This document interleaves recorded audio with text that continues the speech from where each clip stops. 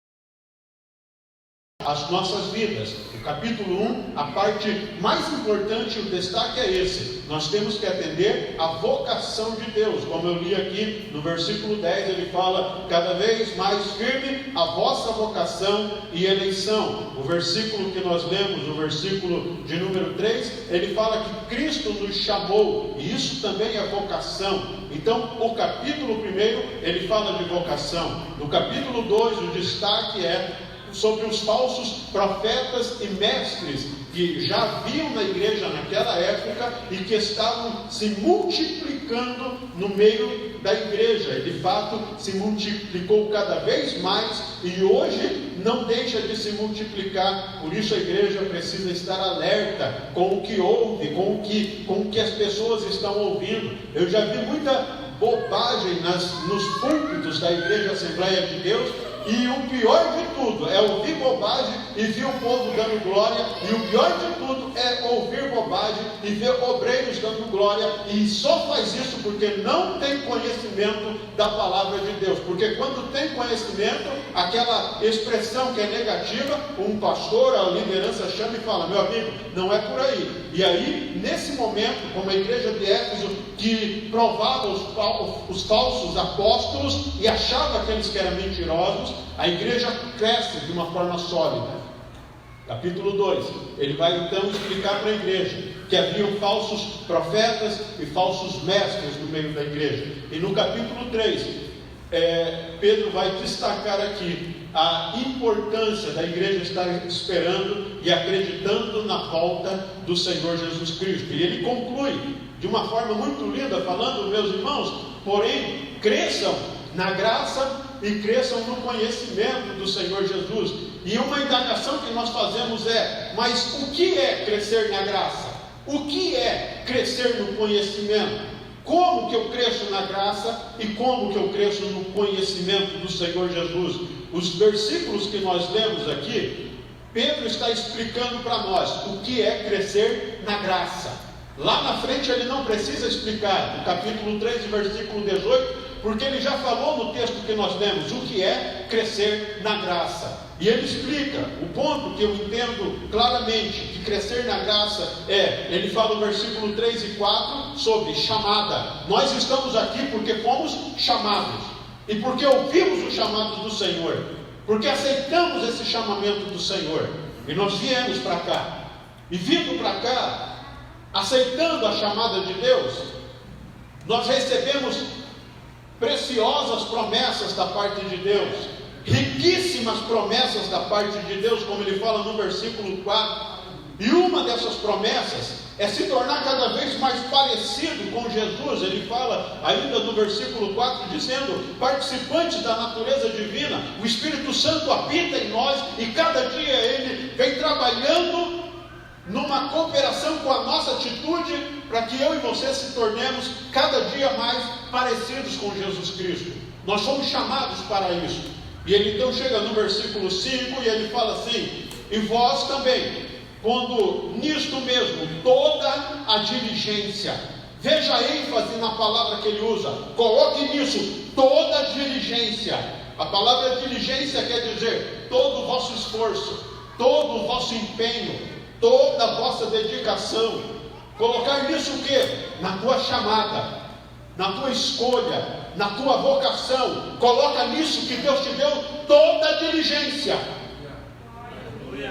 Para ter crescimento, eu preciso me empenhar e colocar nisso toda a minha diligência, meu empenho. Eu preciso me empenhar. E ele vai dizer assim: coloque toda a diligência e acrescente. Parece que ele está fazendo aqui uma receita, e ele vai acrescentando elementos necessários para a minha e a tua vida cristã ser uma vida frutífera, ser uma vida sólida na rocha, constante, que dê resultados para o reino, e que eu e você possamos cumprir com o nosso chamamento no reino de Deus, que se manifesta na terra através da sua igreja.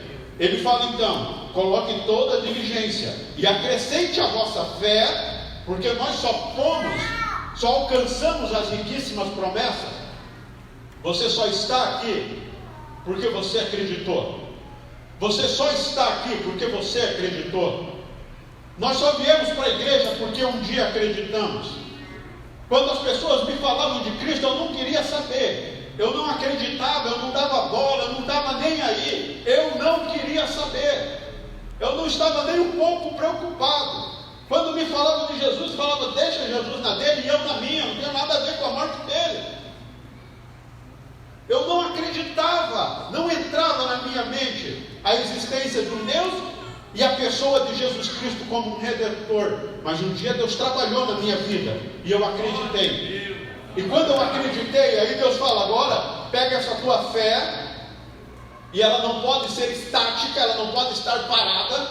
Você vai pegar esta fé e com toda a diligência você vai acrescentar elementos que é importante, ou melhor, que são necessários, imprescindíveis, para que a tua vida seja frutífera no reino. E ele fala, então agora você pega a vossa fé e acrescente a tua fé, você acrescenta virtude. Olha que palavra maravilhosa essa aqui. Nós temos o costume de fazer nossa leitura devocional correndo assim, lemos e não paramos para prestar atenção. Quando ele fala aqui, acrescente a virtude, no original essa palavra tem dois sentidos básicos. O primeiro sentido que eu quero destacar aqui, da palavra virtude, que eu acabei de ler, o primeiro sentido é excelência. Então ele fala, pega a tua fé e acrescenta excelência sobre isso. Meu Deus, como faz falta isso no meio do povo de Deus. Excelência, fazer as coisas o melhor para o Senhor. Excelência, se dedicar, se empenhar, porque fui chamado, recebi preciosas promessas de Deus. E eu acreditei, eu criei na minha chamada. E agora eu preciso colocar excelência nesse negócio. Eu preciso colocar excelência nesse chamado. Por isso ele está falando, olha, pega a fé e acrescenta excelência. Não tenha uma fé relapsa, não tenha uma fé acomodada, não tenha uma fé que se satisfaz com a mediocridade. É isso que ele está falando. Acrescenta excelência sobre a fé que Deus despertou no teu coração. Essa é o primeiro sentido da palavra virtude. O outro sentido, a palavra também tem o sentido de coragem. A palavra tem esse sentido, acrescente a tua fé, coloque coragem. Virtude aqui significa coragem. E para a gente seguir avante no Evangelho, para a gente cumprir o chamamento de Deus, é preciso coragem. É preciso coragem para olhar para as coisas que estamos deixando para trás e dizer, você não tem mais valor. É preciso coragem para acreditar nas promessas de Deus. É preciso coragem para se entregar e dizer, Deus, faz da minha vida o que o Senhor quer, conduz a minha vida onde o Senhor quer me conduzir. É preciso coragem. Tem pessoas que enterram o ministério por falta de coragem. Tem pessoas que não vêm aqui pregar, têm a inteligência, têm uma boa dicção, pode desenvolver a capacidade, mas tem medo, não tem coragem. Mas a palavra do Senhor nos diz, coloca nessa tua fé, coloca coragem. Precisa coragem para pregar o Evangelho, precisa coragem para ensinar a palavra, para louvar com autoridade, para falar da parte de Deus com autoridade, para evangelizar com autoridade. É preciso coragem. É preciso coragem. Eu prego já há algum tempo, mas toda vez que eu estou diante do desafio, eu estou ali tremendo, falando, Jesus, podia ser outro, mas o chamamento foi para mim, e eu preciso juntar a minha fé, eu preciso colocar coragem, e eu tenho que desafiar o desafio que for. Eu preciso pregar, se for para um, eu prego para um, se for para 1000, eu prego para 1000. Eu preciso ter coragem. Você precisa ter coragem para desenvolver o chamado de Deus na tua vida. Tem um monte de gente se escondendo por falta de coragem. Tem um monte de gente com os sonhos enterrados por falta de coragem. Mas quando você entende o chamado de Deus, você se desenvolve a coragem, porque você entende uma coisa tremenda, que Deus está com você. Quando você se entrega, você entende que você não está sozinho. Deus está com você, Deus está contigo, Deus está ao teu lado. Eu comecei o meu ministério bem cedo, Me converti assim que entrei em comunhão, levei quase um ano para entrar em comunhão, mas assim que entrei, comecei a dar aula de escola dominical, comecei a pregar. Com 4 anos na fé, Deus me honrou, fui consagrado ao presbitério, e eu sempre tive desafios, sempre tive, eu disse assim: Deus, eu não tenho condição, olha o tamanho do desafio, mas se o Senhor me chamou, eu não vou correr, eu vou ter coragem. No ano de 2012, um ano antes de vir para cá, me fizeram um convite para participar da Escola Bíblica de Obreiros em Paranaguá. E eles sempre convidam os pastores que são os mais renomados no Brasil todo. E eu falei: meu Deus, mas eu vou. Só que eu não sabia nem quem ia pregar. Me fizeram o convite, eu falei: eu vou. Qual é o tema? Me deram o tema. E quando eu olhei, quando veio para mim a divulgação, na segunda pregava José Wellington Bezerra da Silva e mais o pastor Gabi. Na terça, Gabi e o pastor José Simplício. Na quarta, pastor José Simplício, o pastor Percy Fontoura. E no outro dia, o pastor Robson Brito. Pastores escritores, pastores que tinham renome. E nesse tempo ninguém me conhecia. Tinha gente que perguntava assim: de onde que é esse rapaz aí? Eu era da cidade, mas ninguém me conhecia. De onde que é esse rapazinho aí? De onde é esse menino aí? Mas eu peguei aquela oportunidade, eu falei: Deus, eu não vou correr, porque o Senhor me chamou para ter coragem, e eu vou pregar a tua palavra, e o Senhor vai me honrar nesse lugar. E Deus me honrou. Deus honra quando você tem coragem. Deus honra.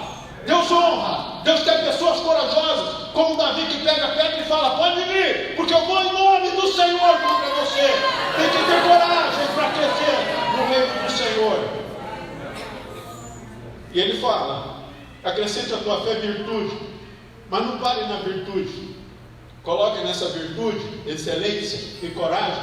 Coloque ciência, conhecimento. Depois eu vou falar sobre conhecimento, vou pular essa parte. E ele fala: coloque na ciência, coloque temperança. Essa palavra temperança é domínio próprio. Porque quando a gente se converte, a gente chega com um monte de problema. Alguns muito bravos, alguns com vários problemas de comportamento. Mas quando você entra para o reino do Senhor, você começa a cuidar da tua forma de ser. Eu era muito sarrista. E quando eu me converti, eu entendi a minha chamada. E eu sabia que eu tinha que mudar a minha forma de me comportar. Eu sabia que eu precisava ter uma postura diferente. Eu precisava ter domínio próprio. Quando você se converte, para você crescer na graça e no conhecimento, você precisa exercitar temperança. Ou seja, domínio próprio. Aquilo que te afasta de Deus, te afasta da conduta de Deus, você precisa dominar. Você precisa colocar um freio na língua, um freio, um tapão nos olhos. Você precisa mudar o teu comportamento. Se era muito bravo, tem que baixar um pouco, diminuir. Temperança é importante para quem quer crescer no reino dos céus. Tem que ter mais calma. Tem que entender que Deus está no controle e que você precisa controlar a tua vida. Quem deve controlar esses aspectos na tua vida é você. Somos nós. E tem gente que não se desenvolve no seu ministério, na sua chamada, porque não tem o chamado domínio próprio. É uma bênção, tem fé. É uma bênção, tem coragem, mas não tem domínio próprio. Quem não tem domínio próprio se arrebenta. Quem não tem domínio próprio se arrebenta e traz prejuízos para a igreja, traz prejuízos para a família. Mas nós fomos chamados para crescer na graça, e crescer na graça é ter domínio sobre nossas atitudes, sobre nossa postura. Quanta coisa que eu não gosto, quanta coisa que eu ouço e me dá nojo, quantas coisas que eu fico bravo, quantas coisas no cotidiano pastoral que dá vontade de dar um chacoalhão no indivíduo. Mas eu preciso ter domínio próprio. Quantas vezes que eu participei de reunião e me deu vontade de desabafar, mas Deus fala: tenha domínio próprio, você é diferente. Domínio próprio te faz diferente. Domínio próprio te mostra para você e para a igreja e para a sociedade que você é poderoso, porque domina o que existe de mais difícil, que é você mesmo. E se você não consegue liderar a si mesmo, não vai liderar um departamento, não vai liderar a igreja, não vai liderar nada. Começa a liderar a si mesmo, a ter domínio sobre a tua vida. E ele prossegue dizendo: coloque junto essa temperança, paciência. Essa paciência aqui, longanimidade, alguns traduzem como perseverança, porque para crescer no reino do Senhor é preciso perseverança. As pessoas estão com uma dificuldade muito grande hoje de compreender esse mistério aqui, e eu não sei onde nós erramos, que as pessoas estão entendendo que ser crente é um oba-oba, que ser crente é mar de rosa, que ser crente é cair no poder de Deus. Isso aqui é a maior parte eu entendo como emoção. O poder de Deus se manifesta na mudança de vida, em conversão de alma e em milagres, aquilo que é inexplicável. Eu gosto de me emocionar. Emocionar é bom, nós temos o aspecto da emoção. A música emociona, uma boa palavra emociona, mas nós não podemos nos alimentar apenas de emoção e basear a nossa caminhada na emoção. Nós precisamos basear a nossa caminhada em convicções. E quando você tem convicções, você persevera mesmo que nada esteja acontecendo. Você é forte mesmo que você vá num culto e pareça que está num velório. Você é forte mesmo que todo mundo esteja desesperado. Você está ali firme, persevera. Você persevera. E para perseverar, a perseverança, quando a gente fala em perseverança, não é perseverar na hora boa. Perseverança é na hora que a coisa aperta. Perseverança é na hora que vem a dificuldade. Perseverança é na hora que você abre a estante e fala, não tem nada para comer. E não tem ninguém para me visitar, mas eu sei que Deus está comigo. Perseverança é quando você está sozinho, mas você tem convicção de quem está com você. E é isso que nós precisamos.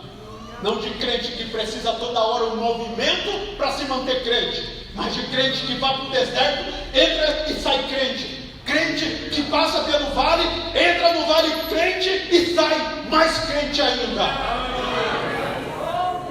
Crente que em algum momento Deus permite andar sozinho, chorando, porque tem horas que Deus faz isso com a gente. Tem horas que Deus faz isso com a gente. E é a escola de Deus na nossa vida. E se tem uma escola poderosa para te dar solidez, e é isso que você precisa e eu preciso. Porque o tema é crescer na graça e conhecimento. Nós precisamos crescer. E Deus é especialista em nos fazer crescer. Mas nós não queremos ir para a escola de Deus. Quando Deus começa a conduzir você para a escola, opa, não quero ir para a escola. Eu vou furar essa aula, vou gasear essa aula. Deus começa a te conduzir para uma aprovação, seja qual for, a gente já começa, não, Deus, não é assim não, eu sou crente, eu sou filho do rei, essas coisas não acontecem com o filho do rei, é falta de conhecimento. Vai ler o que aconteceu com Jesus, vai ler onde ele nasceu, onde ele viveu, como foi a preparação dele para o ministério, como foi o caminhar dele com o ministério, que em algum momento ele dizia, até quando eu vou conviver com vocês, homens incrédulos? Olha para a vida do filho do rei,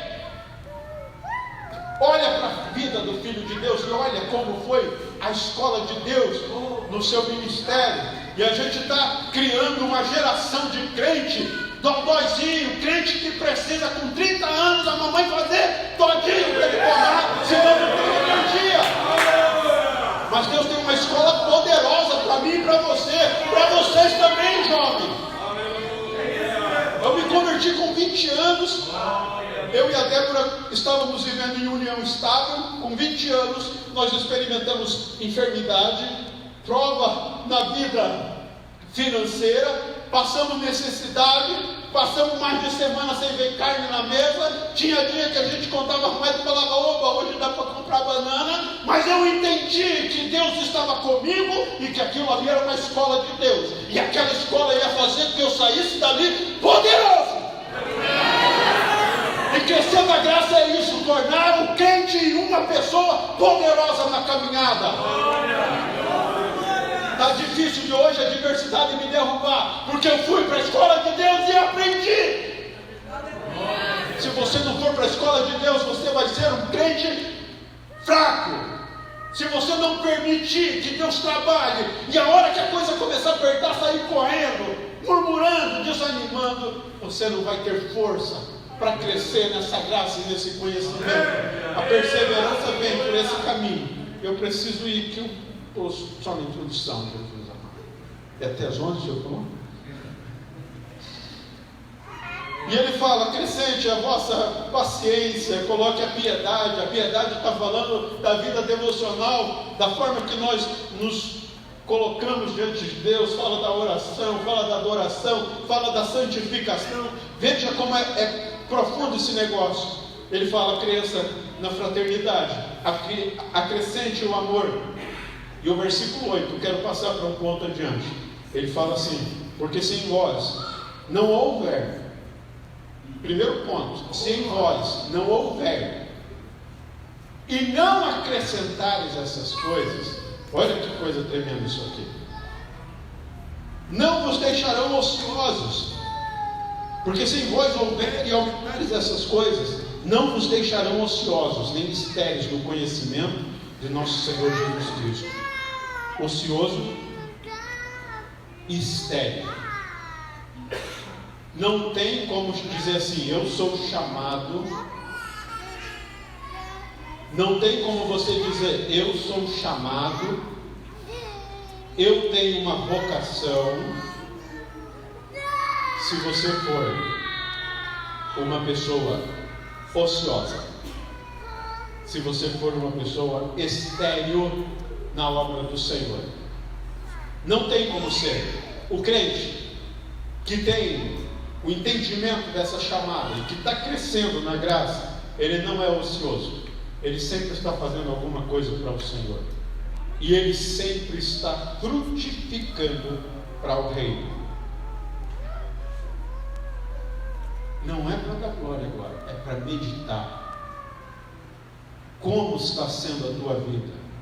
Se você for ocioso, pensa comigo nessa palavra, como você se aplica.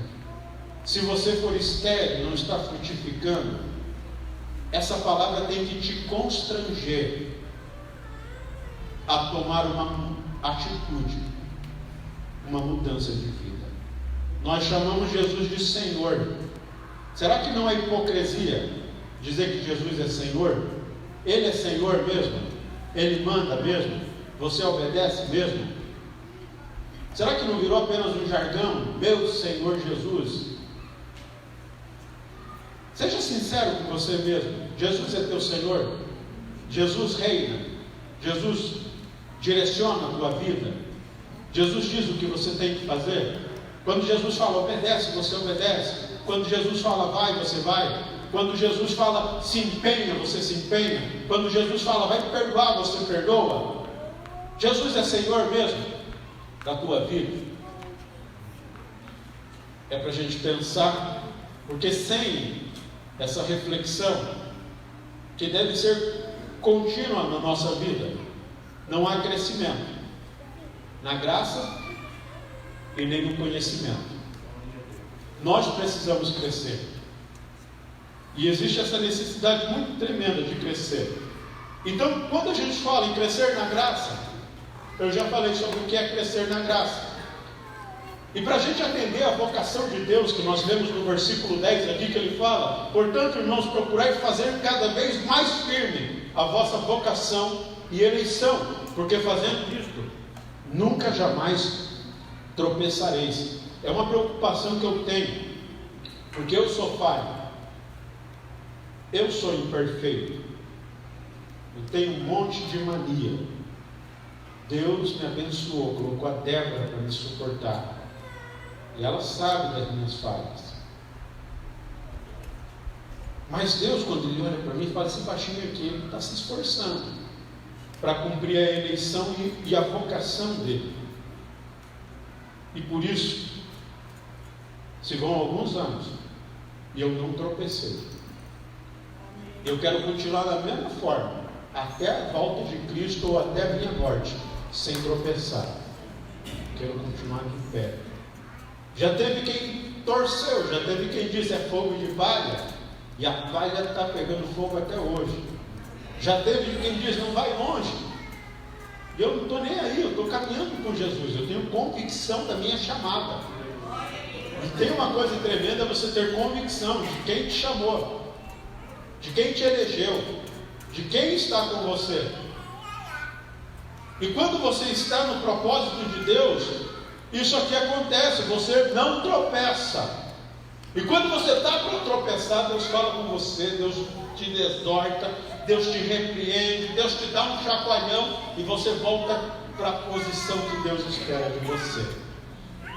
Tem um texto na Bíblia que é um texto muito importante para mim, e deve ser para você também. Colossenses 1, e o versículo 16 diz assim, que todas as coisas foram criadas por Jesus Cristo e para Jesus Cristo. Ou seja, eu fui criado por Jesus e para Jesus.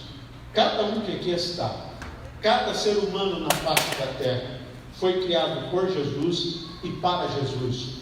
E quando Deus nos criou, Ele nos deu uma vocação para essa terra. Deus me deu uma vocação, Deus te deu uma vocação. Você sabe qual é a tua? Você já compreendeu para que você veio a este mundo? Você já se fez essa pergunta e já perguntou para Deus? A revelação de Deus é sempre uma revelação progressiva. Eu sei o que Deus quer para mim até hoje. Para o ano que vem, o mês que vem, talvez eu não saiba plenamente, mas hoje eu sei. Hoje eu sei o que Deus quer para a minha vida. Você sabe o que Deus quer para a tua vida hoje, amanhã? Você foi criado por Ele e para Ele. E tem uma tragédia humana nessa história, que quando a tua vida está fora dessa vocação, eu quero que você entenda isso aqui, a tua vida perde o sentido. Você se bate para um monte de lugar. Tem horas que o crente começa a achar defeito em um monte de coisa, começa a criticar um monte de coisa, o trabalho, quem cantou, quem deixou de cantar, quem pregou, quem deixou de pregar, vai arrumando defeito em tudo, ele começa a achar. Eu concordo que às vezes a gente não concorda com tudo, mas tem uma coisa, tem gente que se torna chato, insuportável.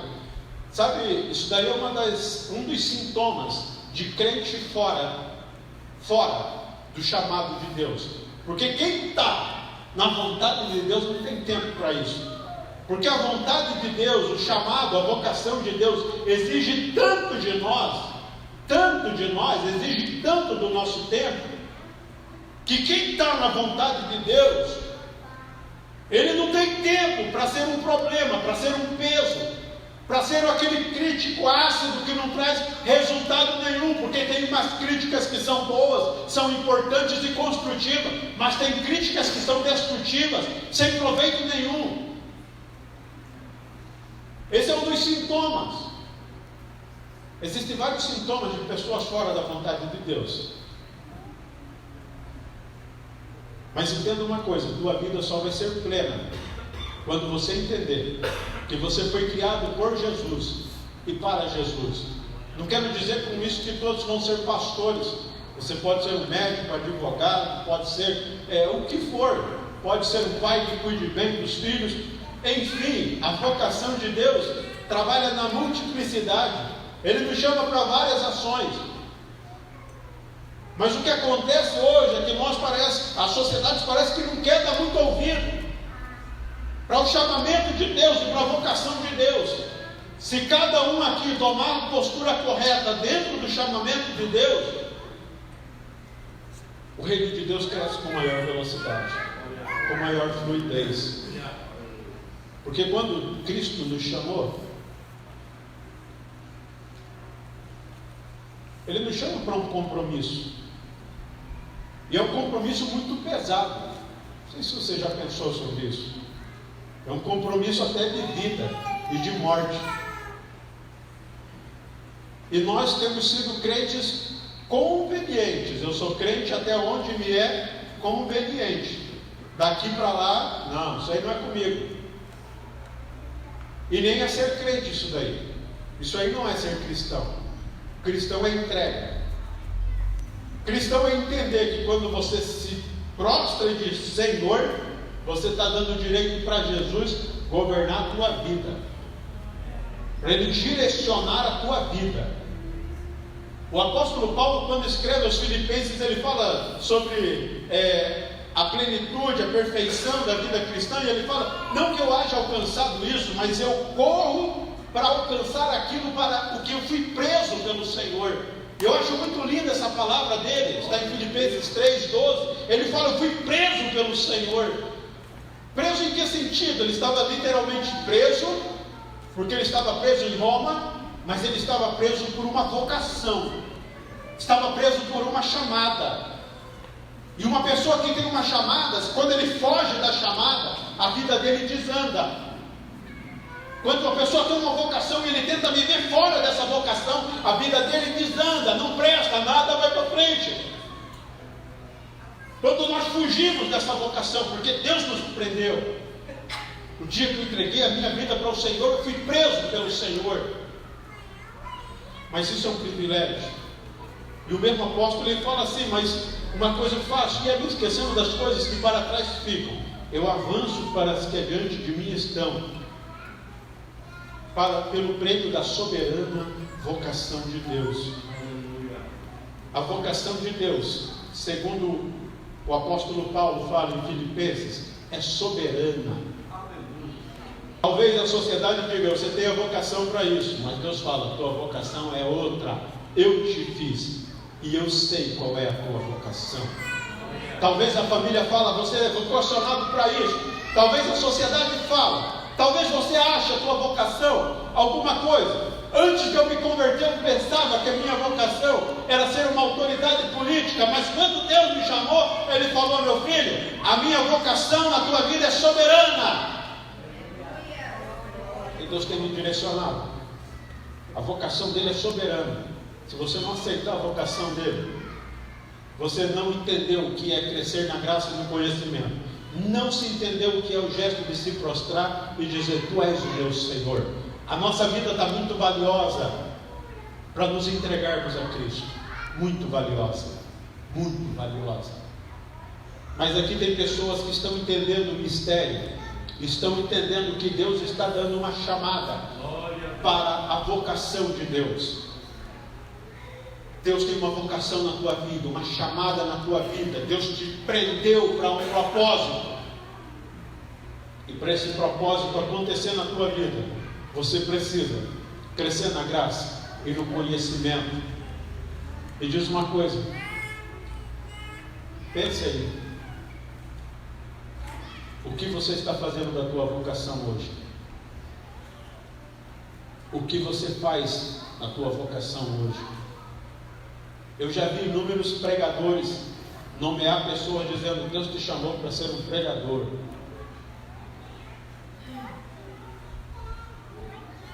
Pergunte para essas pessoas, para a maioria delas, se elas estão lendo a Bíblia, se estão estudando a palavra, se estão se dedicando. Vai ser pregador baseado no quê? No YouTube? Vai pregar o quê? Se não tem conhecimento. Para pregar, para falar para as pessoas, tem que ter conhecimento. Conhecimento da palavra. Isso é crescer na graça e no conhecimento.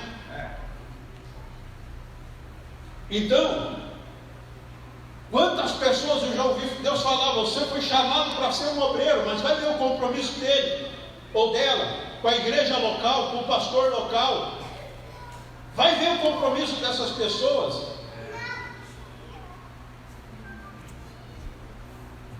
O que nós estamos fazendo com a vocação de Deus na nossa vida? O que nós estamos fazendo com a vocação de Deus na nossa vida? O que você está fazendo? Consegue refletir essa noite? Um dia,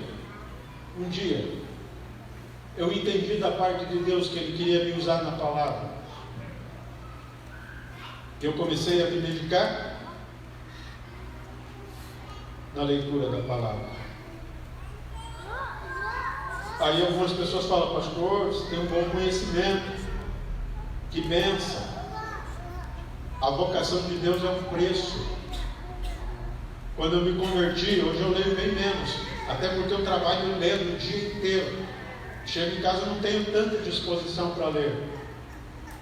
Mas quando eu me converti, tinha dias que eu lia, estudava 5, 6 horas a palavra do Senhor. Eu estava na igreja assim, um anônimo. Eu e a Débora não éramos nem conhecidos na igreja. Mas eu ia para casa e estava lendo, porque eu sabia, Deus tem uma chamada. E eu vou estudar, eu vou estudar, eu vou ler, eu vou ler. E eu fui lendo, fui aprendendo, eu fui aprendendo cada vez mais e conhecendo a Deus cada vez mais. Tem a vocação, mas tem a parte que você, a contrapartida que você tem que prestar ao reino do Senhor. Essa contrapartida Deus não vai fazer nem por mim nem por você. A contrapartida é um preço que nós pagamos pelo prêmio da soberana vocação, pelas preciosas promessas. E as pessoas não querem pagar preço para nada. Não querem pagar preço para nada.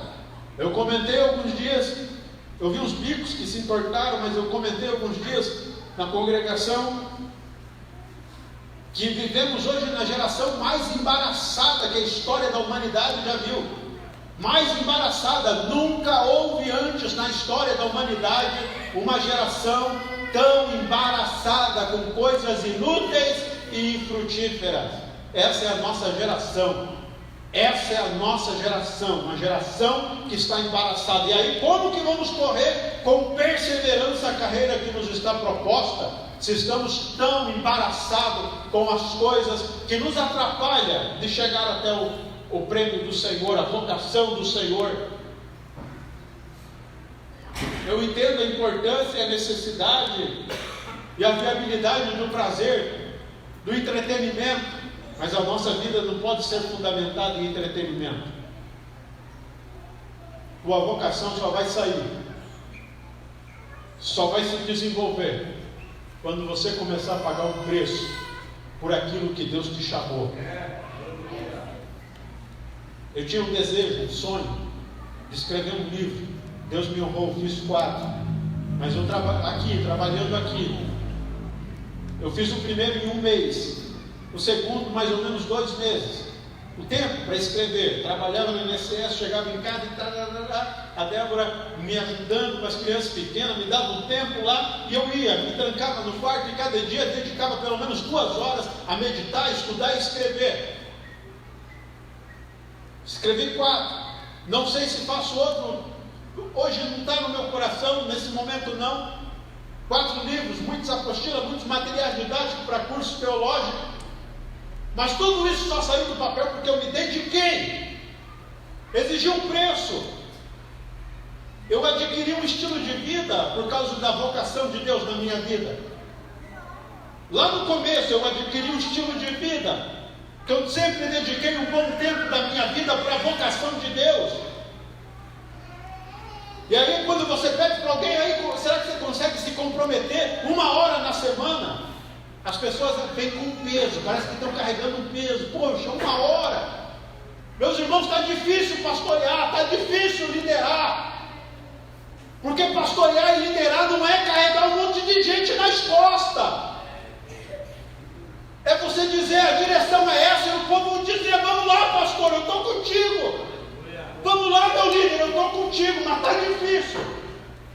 Está difícil. Porque parece que você tem que carregar. Tem que puxar no arrasto. Eu estava dormindo, e eu vi a irmã Eroni, assim, curvada, com um fecho de corda, arrastando um monte de gente. Estava pesado. E eu entendi que não era só ela que estava sendo representada ali, mas os líderes, os pastores. O senhor é um homem muito forte, Deus te abençoe, pastor. Eu estou aprendendo com o senhor bastante. E acho que todos nós estamos aprendendo. Que Deus continue te fortalecendo. Mas está difícil, está pesado. Porque parece que nós estamos assim, com um fecho de corda arrastando o crente para o céu. Quando Deus fala para a igreja, cresça! Você não precisa de ninguém te carregar para ir para o céu. O reino de Deus é tomado pelo esforço. E os que se esforçam se apoderam dele. A gente precisa crescer. Eu não estou falando de idade, eu não estou falando de tempo de crente. Eu estou falando de você se entregar e dizer, Deus, eu estou entrando na chamada do Senhor, e eu não estou entrando para ser um peso morto, e nem ser um peso para quem vai liderar esse negócio. Eu estou entrando para colocar o ombro debaixo da cruz, e dizer: conta comigo, que eu estou aqui, eu fui chamado, eu fui vocacionado. Deus não chama ninguém para ser um peso morto, mas Deus tem me chamado. Deus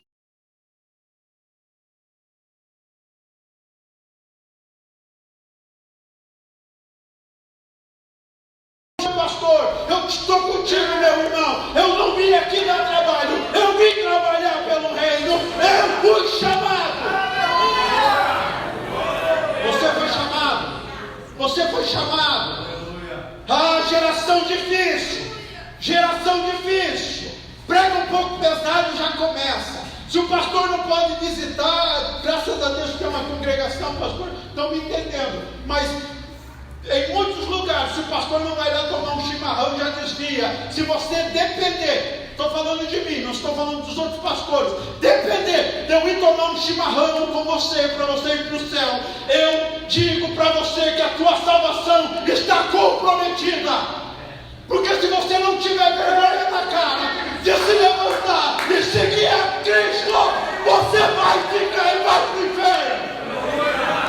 Mas Deus me chamou, Deus te chamou para sermos corajosos, fortes e crescer na graça e crescer no conhecimento. É preciso crescer. Mesmo sendo adolescente, eu vejo muitos adolescentes que têm mais maturidade do que gente com cabelo branco.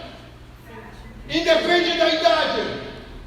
Você pode ser maduro no reino dos céus, desde que você se entregue ao Senhor e entenda a sua chamada e o seu propósito. Você precisa entender essa chamada e esse propósito do Senhor na tua vida. Você precisa, eu preciso crescer na graça e no conhecimento. Tem um propósito de que não sejamos mais nenenzinhos espirituais. Lembra aquelas famílias numerosas? Eu não conheci muito bem isso, mas eu ouço muito que a mãe colocava o mais velho para cuidar dos mais pequenos. Com 10 anos de idade, sabia cozinhar, lavar, passar, cuidar, trocar fralda, sabia fazer tudo. Com 10 anos já era adulto. E aí ia crescendo a prole. Aí o de 10 cuidava de todos, o de 8 dava suporte, o de 6 também já estava ali já ajudando com a vassoura, porque ia crescendo e já era tanto desafio que não dava para esperar chegar aos 20 anos para amadurecer. Não dava. Eu já vi marmanjo que precisa da mãe até para fazer um todinho. Quer que faça um todinho, meu filho? Isso aí é quando a mãe tem um filho único e não tem mais nada para fazer na vida. Mas a igreja, veja quão poucos líderes tem. Não dá para fazer todinho para todo mundo. Não dá para ser criança com 30 anos de crente aqui. Aqui é assim, meu irmão, você entra e no dia seguinte, você já tem que aprender a andar sozinho. No dia seguinte, você já começa a cuidar de gente, já começa a convidar, falar: vamos para a igreja, que eu estou grande agora. Está grande, faz 2 dias que eu sou crente, já está ganhando algo, já está ligando, já está mandando zap, vamos para a igreja. E é assim, ao invés de dar trabalho, está trabalhando e trazendo mais gente. O propósito que Deus tem para essa igreja só vai acontecer se a gente amadurecer. Porque o pastor falou de um propósito de 100 jovens, só jovens. Isso só vai acontecer se todo esse povo aqui amadurecer.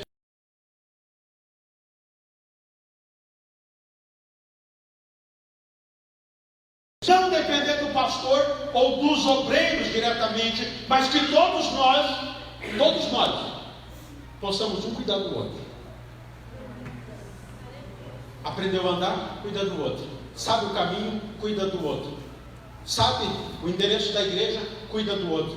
A gente gosta daquele hino, Ousado Amor, é muito bonito.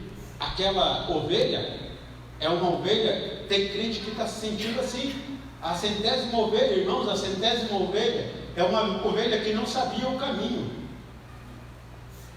O crente sabe o caminho, o crente sabe onde está a fonte e sabe onde está o alimento. O crente sabe. Nós já fomos um dia, faz tempo isso, a 100ª ovelha. Hoje não mais. Hoje o crente que fica em casa esperando está sendo um peso desnecessário. Você sabe o caminho, você sabe onde está a fonte e você sabe a tua vocação. Eu vi uma história, é uma história, E com E minúsculo, mas que ilustra bem. Conta-se de um homem que um dia foi caçar e aí ele viu um animal que estava ferido, e ele viu que ficou reparando aquele animal, e então chegou uma onça e trouxe um alimento para aquele animal ferido. E ele pensou assim: poxa, se Deus alimenta até um animal ferido, Deus pode me alimentar também. E aquele homem então foi para a casa dele, se trancou, desligou todos os meios de comunicação com as pessoas para ninguém ligar, e ele falou com Deus: Deus, assim como o Senhor alimentou aquele animal lá na floresta, eu peço, vem me alimentar aqui. E ele ficou ali, orando a Deus, esperando a providência de Deus, esperando qualquer ato milagroso de alguém entrar e trazer um alimento para ele. E aí passou um dia e nada, passou 2 dias, passou uma semana, e ele começou a perecer de fome. E quando ele estava quase adoecendo, quase morrendo de tanta fome, ele clamou e disse: Deus, o Senhor se esqueceu de mim. O Senhor atendeu até um animal e esqueceu de mim. E aí Deus se manifestou para ele. Deus falou: meu filho, a mensagem é aquela mesmo. Eu cuido dos meus filhos, mas você não entendeu a mensagem. Você tinha que fazer o papel do outro animal. Você tinha que levar o alimento para quem precisa.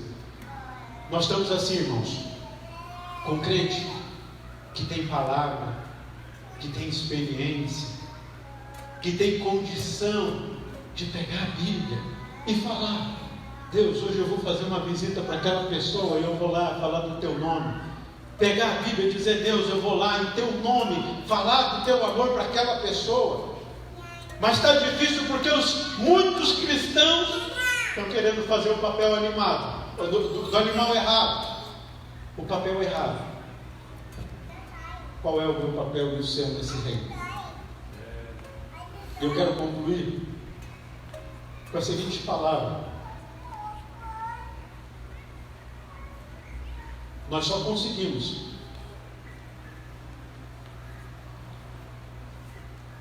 cumprir a vocação de Deus quando crescemos na graça do conhecimento. Conhecimento tem o conhecimento da palavra, da letra, e tem o conhecimento na prática com Jesus Cristo. Esse conhecimento prático, ele pode vir de várias maneiras. Tem algumas pessoas que têm sonhos, ouvem vozes. O apóstolo Paulo teve uma visão do caminho. Alguns apenas por ouvir o Evangelho. A maioria de nós, porque ouvimos e acreditamos. E acreditamos. E quando acreditamos, a gente sabe, a gente cria uma certeza: eu sou chamado por Deus. Essa certeza que precisa fazer parte de nós. Você consegue entender isso? Que você é o chamado de Deus para uma obra específica. E quando você entende isso, você sabe que nada pode te atrapalhar. Nada pode te atrapalhar. Absolutamente nada. E você não precisa brigar, não precisa fazer um escândalo para que as coisas aconteçam, porque você sabe, Deus está no teu caminho. Às vezes eu vejo obreiros se batendo porque querem uma bênção da consagração. Mas quando Deus tem uma chamada, pode se levantar o mundo inteiro. Deus consagra, Deus direciona, Deus toca no coração de quem diz direito. Isso gera tranquilidade, saber que é chamado por Deus. A Bíblia fala de um dia em que o apóstolo Paulo teve uma experiência. Ele pregou numa cidade chamada Listra, que fica na região da Galácia. Nós conhecemos a carta aos Gálatas. Imagina só, o apóstolo Paulo, na primeira viagem missionária, chega num lugar, ele prega o evangelho. Tinha um homem que nunca tinha andado na vida, e ele viu que o homem tinha fé para ser curado, e falou para ele: coloque-te direito sobre o teu pé. E aquele homem não só ficou de pé, como ele pulou e saiu andando. Ele pulou uma etapa da vida dele, porque geralmente a criança começa a aprender a andar, mas aqui é um milagre extraordinário, porque o homem pula e começa a andar. O normal seria: eu nunca fiz isso, como é que faz? Eu nunca andei. Mas ele pulou e saiu andando. E como consequência houve um alvoroço, queriam adorar o homem, e ele: não vai por aí o negócio. E o resultado foi que apedrejaram o apóstolo Paulo, e eram pedras grandes. O objetivo era matar. E eles acharam que ele estava morto e arrastaram ele para fora da cidade. Irmãos, tem crente que a gente só olha meio torto e já se desvia, já perde o ímpeto e o ânimo. O apóstolo Paulo ficou como morto. É interessante que ele se levanta dali e ele continua a obra missionária, e vai para uma segunda obra missionária. Mas eu entendo que ele conseguiu tudo isso porque ele conhecia Jesus. Ele escreve a segunda carta aos Coríntios, no capítulo 12, ele fala que ele foi até o terceiro céu. Alguns acreditam que ele foi ao terceiro céu naquele dia que ele caiu como morto. Pode ter sentido, a data quase bate. Primeira viagem missionária, com a data que ele escreve a segunda carta, e ele fala: 14 anos atrás eu conheci o terceiro céu. Talvez naquele dia o seu corpo estava pensando em se entregar. Quem sabe isso aconteceu? Vai até o terceiro céu, e lá fala de pertinho com Jesus, vê a glória do terceiro céu. E aí o pai fala: meu filho, agora volta lá que eu vou na tua obra. Você tem um propósito. Ele volta, ele se levanta, ele continua, ele vai para uma terceira viagem, vai para a prisão, morre decapitado, e ele completa a sua chamada. Tudo isso porque ele conheceu Jesus. Ele sabia das promessas de Deus. As promessas de Deus eram vívidas para ele. E nós só vamos conseguir fazer coisas grandes para o Senhor quando as promessas de Deus forem vívidas para nós. Quando nós entendemos que há um céu glorioso, uma recompensa gloriosa, como eu li em 1 Pedro, riquíssimas e preciosas promessas. Quando nós entendermos isso,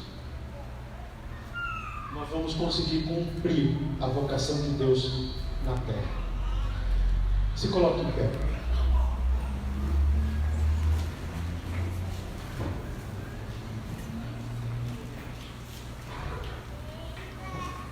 Se teve uma coisa que me ajudou a perseverar, permanece comigo mais um pouquinho. Se teve uma coisa que me ajudou a perseverar, porque teve momentos difíceis, teve momentos duros, teve momentos eu me senti deprimido, não que eu estivesse, mas me senti como se não tivesse força, não tivesse propósito.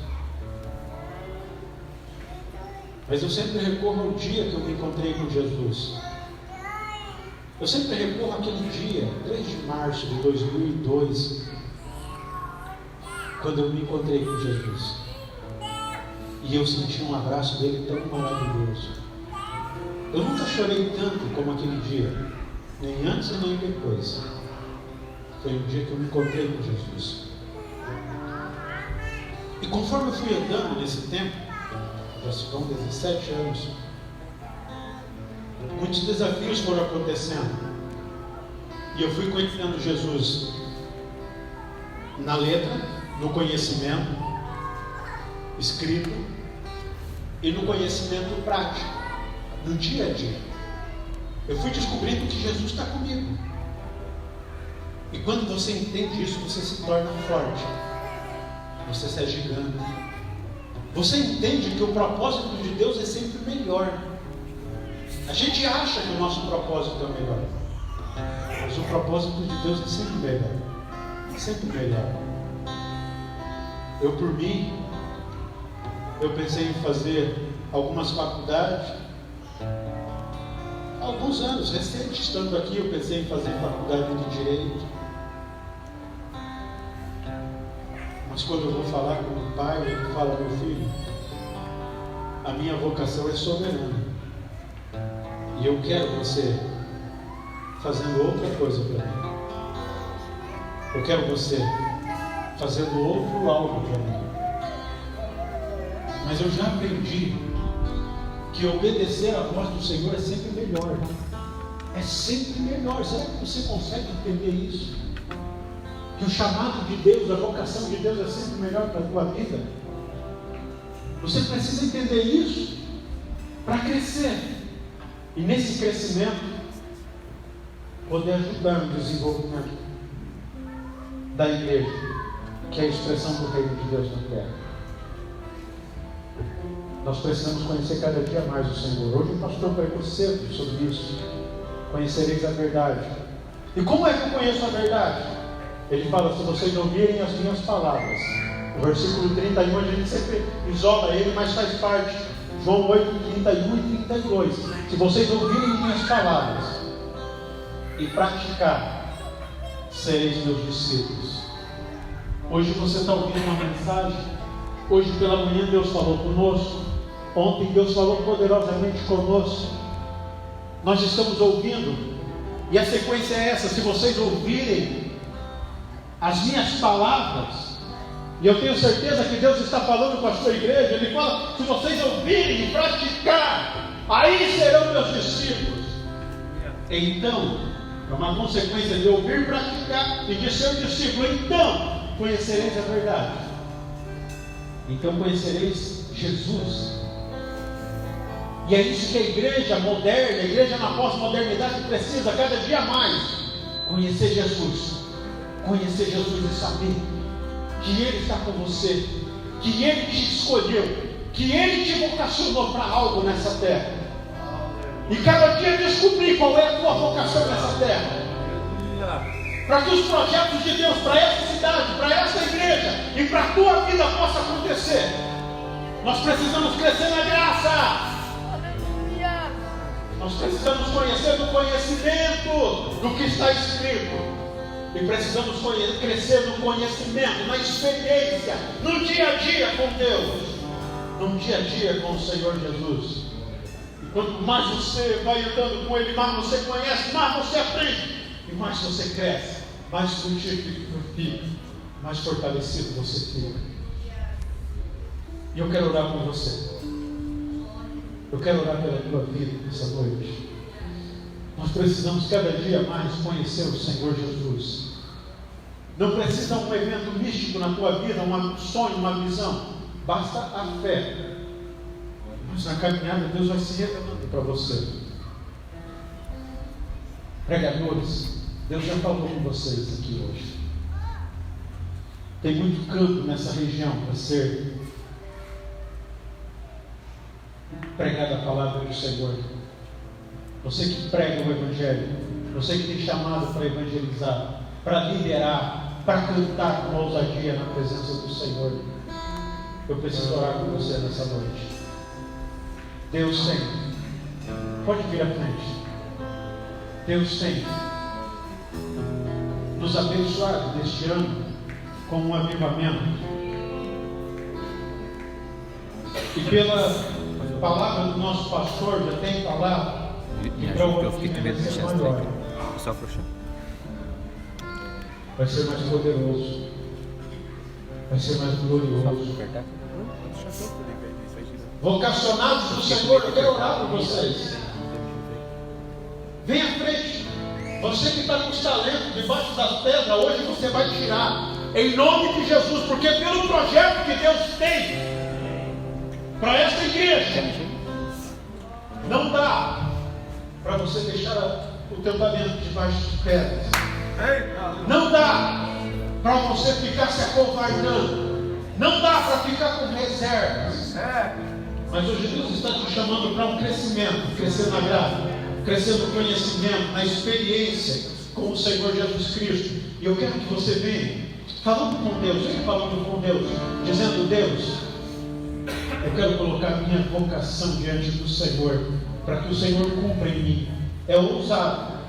Eu sei que não são muitos que têm essa coragem de dizer: Deus, cumpra a tua vocação em mim, cumpra a tua chamada em mim, cumpra teu propósito em mim. É ousado, é ousado. O que Deus pede para você nessa noite é pesado, mas é isso que Deus requer de mim e de você. Pessoas corajosas, pessoas que se importam e dizem: Tu és o meu Senhor e eu vou cumprir a tua vocação nessa terra.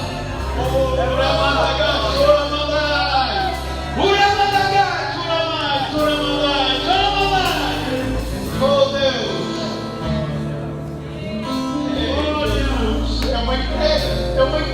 é uma entrega que Deus espera de mim e de você. É uma entrega, é um compromisso de entrega, é um compromisso de sacrifício, que nem todos estão disponíveis a pagar o preço. Mas Deus está te chamando nessa noite. Deus está te chamando. Eu pediria para o grupo louvar, mas eu já passei do meu horário e eu vou orar com vocês. Alguém mais? Alguém mais? Venha para frente.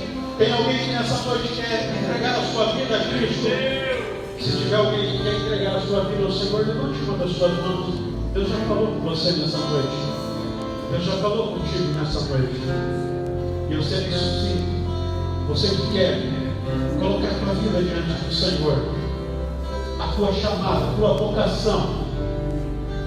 E vocação é isso. Amanhã, você que é vocacionado para ser pregador, comece a estudar, comece a ler, comece a orar, comece a buscar experiência com o Senhor. Você é vocacionado para liderar, vai buscando o Senhor, vai aprender sobre liderança, paga um preço, entrega uma parte da tua vida para a vocação de Deus. Se você entrega toda a tua vida para a vocação de Deus, é desafiador, mas tem pessoas aqui dispostas, e eu vou orar com você nessa noite. Isso é um compromisso, isso é um compromisso que você está fazendo. Vai falando com o Senhor. É um compromisso que amanhã você tem que se lembrar. É um compromisso que a semana toda você precisa se lembrar. O ano todo você precisa se lembrar do compromisso. Deus, cumpre a vocação do Senhor sobre a minha vida. Cumpra, Senhor. Cumpra, Senhor. Cumpra, Senhor. Cumpre, Senhor, a vocação, a chamada. Levanta, Pai, pessoas corajosas nesse lugar, pessoas ousadas, pessoas que se entreguem ao Senhor, que se entreguem à chamada, que sejam ousadas diante do Senhor, que sejam ousadas na tua presença, para pregar o Evangelho, para fazer a diferença, Pai. Levanta, Senhor, unge, Senhor, que a tua graça nos cubra nesta noite, Senhor. Meu Pai, meu Senhor, vai ungindo nessa noite, Senhor, vai capacitando nessa noite, Pai, em nome de Jesus, em nome de Jesus, em nome de Jesus, em nome de Jesus. Levanta nessa cidade uma geração poderosa que vai adorar, Senhor, esta região com a pregação do teu Evangelho, Senhor. Onde estiver, a tua igreja vai ganhar território, porque tem pessoas vocacionadas pela tua chamada, Senhor. Em nome de Jesus, nos ajuda a crescer na graça e no conhecimento. Ajuda cada um dos teus filhos a manter o compromisso, o propósito. Em nome do Senhor Jesus, oramos por todos os jovens, pela diretoria, pelo nosso pastor. Senhor, que no ano que vem nós possamos ver o resultado desse trabalho. Aliás, que nos próximos dias possamos ver. Em nome de Jesus, te agradeço. Nós te agradecemos. Retorne para o seu lugar em nome de Jesus. Aleluia. Estou descendo só um minutinho, não sai ainda.